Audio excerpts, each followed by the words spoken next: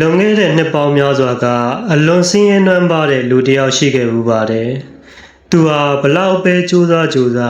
လက်လုံလက်စားဘဝကနေမတက်နိုင်ခဲ့ဘူး။တနေ့မှာတော့သူဟာဆရာတော်တစ်ပါးထံကနေကံကောင်းခြင်းဆိုတာကိုယ်တိုင်ဖန်တီးယူလို့ရတယ်ဆိုတဲ့စကားတစ်ခွန်းကိုကြားလိုက်ရပါတယ်။အထူးသဖြင့်ကစုံလာပြည့်နေလို့နေထူးနေမြတ်မှာစိတ်ကိုကြည်လင်စေပြီးအဋိဋ္ဌံပြုမယ်ဆိုရင်ပိတ်မိနေတဲ့လက်လာပါတွေပွင့်လာနိုင်တယ်လို့ယုံကြည်ခဲ့ပါတယ်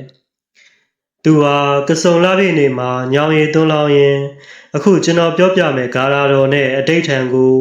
စနစ်တကျပြုလုပ်ခဲ့ပါတယ်။မယုံနိုင်စရာကောင်းတာကအဲ့ဒီနေ့ကစပြီး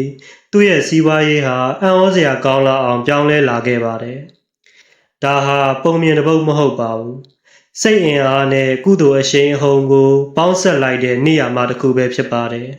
။မိတ်ဆွေဒီနေ့ကစုံလာပြည့်နေမှာတင့်ရဲ့ကံကြမ္မာကိုပြောင်းလဲဖို့အသင့်ဖြစ်ပြီလား။တင့်မှာပိတ်ဆို့နေတဲ့ငွေကြေးအခက်အခဲတွေရှိနေသလား။ဒီဗီဒီယိုမှာကစုံလာပြည့်နေမှာပဲပြုလုပ်ရမယ်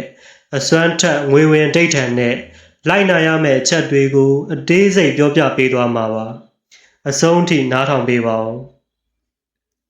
ကစုံလာပြည့်နေ့ကိုကျွန်တော်တို့ဗုဒ္ဓနေ့လို့ခေါ်ကြပါတယ်။ဘာကြောင့်လဲဆိုတော့ဖျားလောင်းတော်ဗျာဒိတ်ခံယူတဲ့နေ့ဖွားမြင်တဲ့နေ့ဖျားဖြစ်တဲ့နေ့နဲ့ပြိဋိဘံဆန်တဲ့နေ့ဆိုတဲ့ထူးခြားတဲ့အချက်၄ချက်နဲ့စုံညီတဲ့နေ့ဖြစ်လို့ပါပဲ။ဒီနေ့မှာစัจ java လာတစ်ခုလုံးမှာရှိတဲ့နတ်မြတ်နှကောင်းတွေဟာလူပြည်ကိုကြည့်ရှုစောင့်ရှောက်တဲ့အချိန်ပဲဖြစ်ပါတယ်။ဒါကြောင့်ဒီနေ့မှာပြုလုပ်တဲ့ကုသိုလ်ဟာတခြားနေ့တွေထက်အစာပေါင်းများစွာအကျိုးပေးထက်တန်ပါတယ်။အထူးသဖြင့်ကံစားတာညံ့နေသူတွေငွေကြေးလက်ပိတ်နေသူတွေအတွက်ဒီနေ့ဟာအကောင်းဆုံးအခွင့်အရေးပါပဲ။ငွေဝင်ဒိဋ္ဌံအတွက်အသင့်တော်ဆုံးနဲ့အစွမ်းထက်ဆုံးဂါထာက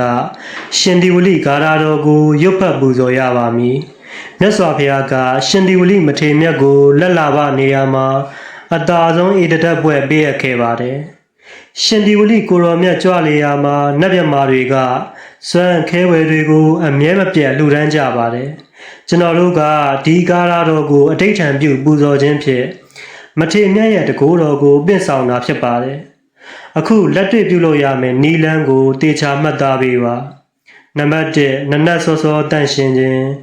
ကစုံလာပြည့်နေမနက်မှာကိုလက်တန့်စင်ပါဖြစ်နိုင်ရင်အဝိအစားတတ်မြတ်ပြက်အဖြူရာဝတ်စင်ပါနေအိမ်ကဖះเจ้าဆောင်ကိုတန့်ရှင်းရေးပြုလုပ်ပါနံပါတ်2ညောင်ရည်သွန်းလောင်းခြင်းဒါဟာကစုံလာပြည့်နေရဲ့အဓိကကုသိုလ်ပါဘောရီညောင်ပင်ကိုညောင်ရည်သွန်းလောင်းရင်ဗုဒ္ဓမြတ်စွာဘုရားဖြစ်စဉ်ကဘောရီပင်မှာအောင်မြင်ခဲ့တယ်လို့ကျွန်တော်၏ဘဝအလုပ်ကိုင်းစီးပွားရေးမှာလည်းအောင်မြင်ပါစေလို့ဆုတောင်းပါနံပါတ်3အဋိဋ္ဌံပြုပူဇော်ခြင်းအေးချမ်းတဲ့အချိန်မှာဘုရားကျောင်းဆောင်ရှေ့ထိုင်ပါတိလခံယူပါပြီးနောက်အခုပြမယ်ဂါထာတော်ကို108ခေါက်တိတိအဋိဋ္ဌံပြုပူဇော်ရပါမည်ရှင်ဒီဝလိစာမဟာနာမံတပ္ပလာဗံဘဝိတတိထေရတ္တအာနုဘာဝေနတဗ္ဗေဟွန်တုဒုက္ခိတာအဓိပ္ပာယ်ကတော့ရှင်ဒီဝလိမထေရမြတ်၏ဘွဲ့တော်ကိုရွတ်ဆိုပူဇော်ရသောကြောင့်လက်လာပါအားလုံးပြည့်စုံပါစေမထေရမြတ်၏တကူတော်ကြောင့်တတ္တဝါအားလုံးချမ်းသာကြပါစေလို့ဖြစ်ပါတယ်နံပါတ်4စိတ်ဆွမ်းအားနဲ့မေတ္တာပို့ခြင်းဒိဋ္ဌံပြုတဲ့အခါမှာအရေးအကြီးဆုံးကယုံကြည်ချက်ပါငါအခုပူဇော်နေတာဟာတကယ်ငွေဝင်တော့မှာပဲလို့စိတ်ထဲကပြီးပြင်းခံစားပါဂါထာရွတ်နေစဉ်မှာပတ်စံအိတ်ထဲငွေတွေပြည့်နေတဲ့ပုံကိုအာယုံပြုပါပြီးရင်မိမိရဲ့မိဘဆရာနှကောင်းနှမျက်တွေနဲ့32ပုံရှိတတ္တဝါအားလုံးကိုမေတ္တာပို့ပါမေတ္တာဓာတ်ဟာတင်းရဲ့ကုသိုလ်အရှိန်ကိုပုံမမြန်ဆန်စေပါတယ်ကစုံလာပြည့်နေမှာဒီအဋိဋ္ဌံကိုစနစ်တကျပြုလုပ်မယ်ဆိုရင်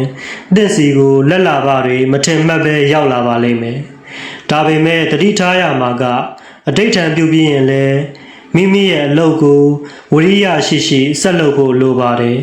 ကုသိုလ်ကံကလမ်းဖောက်ပေးရင်လူကစ조사မှအောင်မြင်မှုကပြည့်စုံပါပါဗီဒီယိုလေးကမိတ်ဆွေတို့အတွက်အကျိုးရှိမယ်လို့မျှော်လင့်ပါတယ်။လာပြည့်နေ့မှာအားလုံးပဲလက်လာပါတွေပွင့်လန်းကြပါစေ